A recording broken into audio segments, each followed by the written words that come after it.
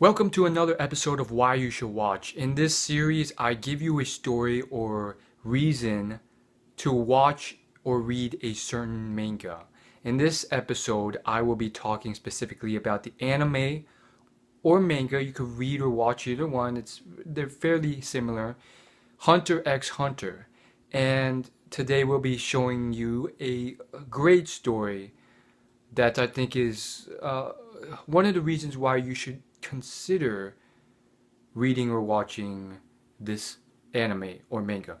Now, by the nature of how this thing works, there's going to be spoilers.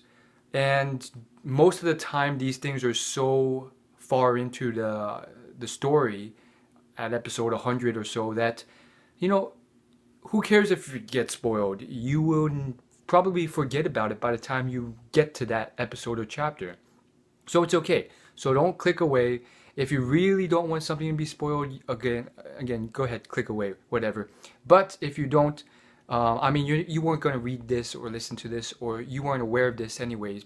So here you are, and here's my story. And again, even if you've already watched or read Hunter x Hunter, don't click away either, because now we can sit by the fire and just recount one of the most interesting stories in this anime. So this one particularly spoke to me, and many people will argue it's not even close to some of the best because it's not even a fight sequence or anything related to that. It's simply a part of the plot. It's very touching, and so again, there's going to be some spoilers, maybe some big spoilers, but again, it's so far into this that you probably forget.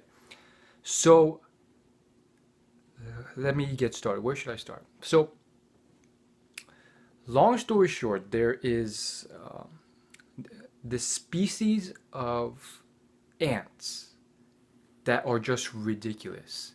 Now, these aren't normal ants. These ants are human sized, and they're called chimera ants. And so there's this mother chimera ant, and she's human sized. She can't speak, but the basic idea of how these ants work, which makes them so diabolical, is that anything they consume, they ingest into their DNA, and then their offspring take on the traits, sometimes the best traits of what they ingest. Therefore, the chimera mom, she starts ingesting humans. And then these humans get, her offspring are pretty much very humanoid. They have 2 arms, 2 legs, and they can talk and chat and so forth, which grows. And slowly but surely over time, as her offspring bring her more food and higher powered food from higher powered individuals with aura and so forth, she starts creating more and more offspring, all until she finally gives birth to a king chimera ant. So the basic progression are workers, soldiers, the royal guard, and then the king. And you could just tell by the progression that the power levels of these creatures were just already off the charts. When the royal guard came out, their power levels were ridiculously insane, and you could just tell that the king was going to be ridiculous when he hatched. And that's a whole story in and of itself. And the good guys and the organization that the good guys represented finally heard about this, and they wanted to cap this before it got out of control. And these ants just destroyed the world. So they did everything in their power to prevent the king from hatching. And lo and behold, he did hatch. And when he hatched, his power level was ridiculous. Just to give you a bit of a measure, one of the royal guards, who I would put her as second weakest, but again, there's only 3 guards, and it's debatable. Well, technically, she's the strongest, but she was ridiculous. Basically, they used like a technique to see her from like thousands of feet away, and they were kind of spying on her to get a sense of how the colonies were progressing. And she spotted it, and in that instant, She squatted down, her legs bulged up. You saw all this muscle. And then in a split second, she takes off and she's right behind you. At that point, the man who gets caught, he looks to his right and his arm is flying. Now, this isn't just any man. He's a supporting character who's very, very strong. And there goes his arm. So you can kind of get a sense of the power level of this whole thing. So here's where it gets interesting, and here's where the whole story takes place. So the king is monstrous, and he reminds us a lot of how Cell looks in Dragon Ball Z. People will claim copyright, but it's actually the other way around. This character came before Cell came out in DBZ, and they look eerily similar. However, this king, he's a beast in everything.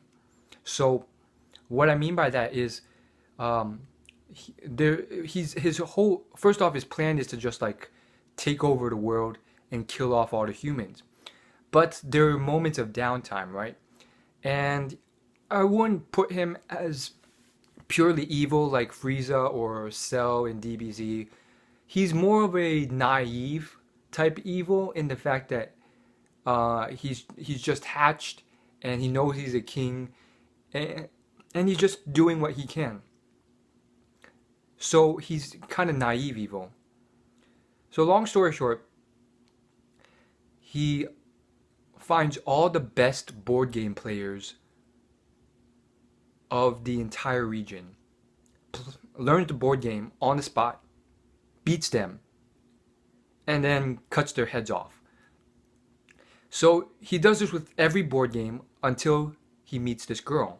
Now this is where it gets interesting. This girl beats him. And it's the first time he's ever been beaten at anything. So far he's just been destroying everyone, winning and beating and killing everyone. And so this girl beats him. So he plays again. She beats him again. So he plays again and again and again. And days go by. And then he forces her to not rest. And she keeps winning. And it's just insane. He doesn't understand it. Here's where it's even more interesting. This girl's like 13. She's blind. She doesn't even know this king is not a human king. He's a chimera ant king. But because she's blind and she can only hear his voice, she can't tell the difference. And so it's this very interesting friendship develops, which is like the most touching thing in the world. You have this naive king who, like, the whole anime is just trying to cap and stop because he's just so ridiculous, and his whole army is going to kill human civilization. And while he's playing these board games, he's already made like strategic advancements and all these plans to take over the human population, and he's deploying troops, and he's already killed and slaughtered many towns. And then this girl comes in and it stops everything in its tracks. The royal guards come in and they ask the king, "Sir, I don't mean to interrupt, but it's time to continue with our strategic procession of conquering these lands." And the king's like, "Silence! I'm in the middle of this board game." So it's a very interesting, story, because literally this girl, without knowing it, stops this whole assault. And I mean, the story is so touching because you learn more about her, and then you find out why she's so good and she can't be beat. So before I get to that, here's the story behind the king. And here's something the king says. He says, "I don't know why, but this girl keeps beating me." And then the royal guard's like, "Sir, I've been observing the games as well, and you are getting better every game, I can tell." And the king's like, "That's true, but the girl is improving every game as well. I can see it. And she's improving faster than I can." So it's this very weird thing, and basically the board game they're playing is this like three-dimensional chess thing, which is kind of weird and complicated. It's a fake game, if for this anime only. So long story short, again, it's a long story. Um,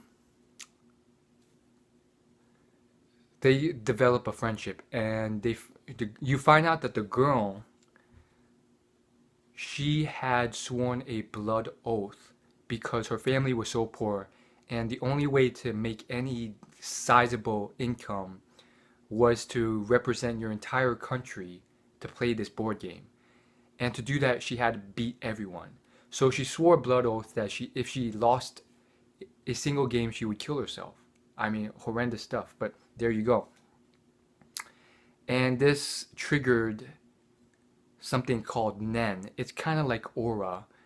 And basically, how Nen works is if you can birth it and you have the talent for Nen, you develop it, and slowly you can channel that Nen based off your natural abilities. And each person has different Nen abilities that they can draw out. So this girl had a very peculiar Nen ability because 99% of Nen abilities are combat based on some level, whether it's utility or actual offense or defense or whatever. This girl had a specialty Nen which was very specific. All it let her do was get very, very good at playing that board game. That's it. She was you know, she's a complete slob in everything else. If you saw the animations in the anime, she has jewel all over her face. Her clothes are ragged. You know, she's completely a mess. She stumbles, she trips. All she can do is play this board game very well. It's very touching, this cute little girl. So basically, the strength of that blood oath sealed her Nen ability, and that's kind of how Nen works. If you do something and make such a strong contract, it produces a very strong resulting Nen power. It's kind of like a trade-off effect. So that's basically why she can't lose at this game. And so the king discovers this, and then he gets interrupted, and a whole fight breaks loose. And then, um, okay, many chapters later, the king, you know, it's a long story, okay, but long story short, after enormous battles, the king, it seems like the king died. He, you know, it was a draw match where both people killed each other, and that seemed to be like the end of it. But the king survives, and he goes back to his palace. But then at his palace, he realizes that he's been poisoned, and he's gonna die anyways. So he says, he has like an hour left to live, so he finds that girl again, and he just sits there and plays one last board game with her. And it's a very touching, sad story because they developed this weird friendship. And the king, you know, although he was evil and, you know, all this stuff, he wanted to take over the world, it was a different type of evil. It was not DBZ evil or Joker evil or whatever else evil.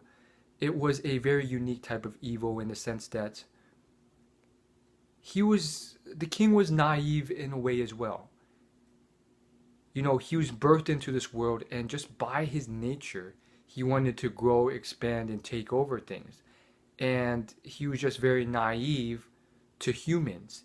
He killed them and ate them, and he really didn't understand why most humans were so weak.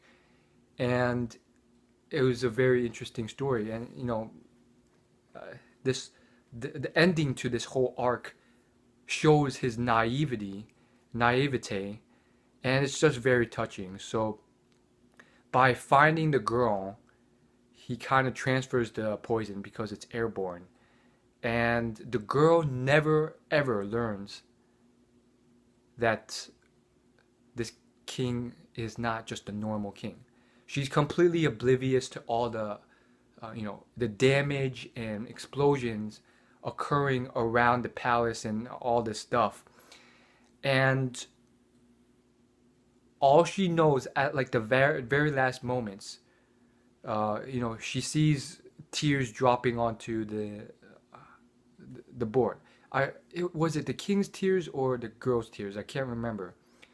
But the last moments are basically um, the girl dying in the king's arms, and the king also dies. It's a very sad, touching story.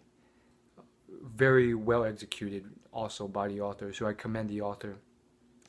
It's a very touching story, and it's very touching. And the girl never ever learns that the king is a chimera ant and doing all this stuff, and the king never beats the girl at that board game.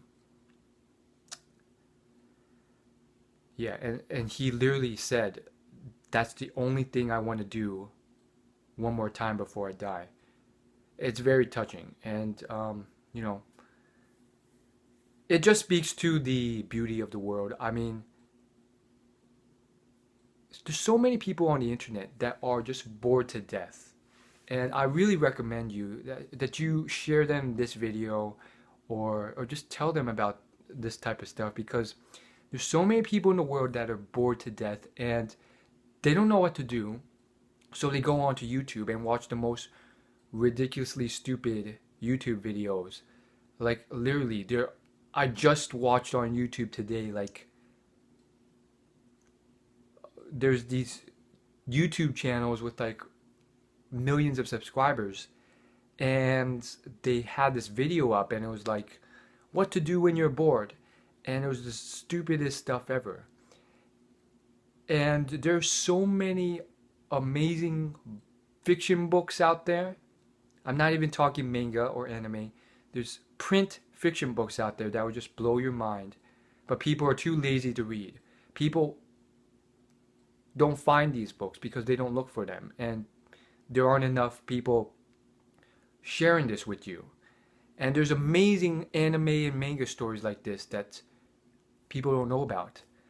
And in my own life as well as other people's lives, I mean, there are so many people I've met of many age ranges who are just bored to death, and their lives are so boring and they don't know what to do. And I just think that's a bit sad. That's all I gotta say. As always, like and subscribe. Thanks for watching.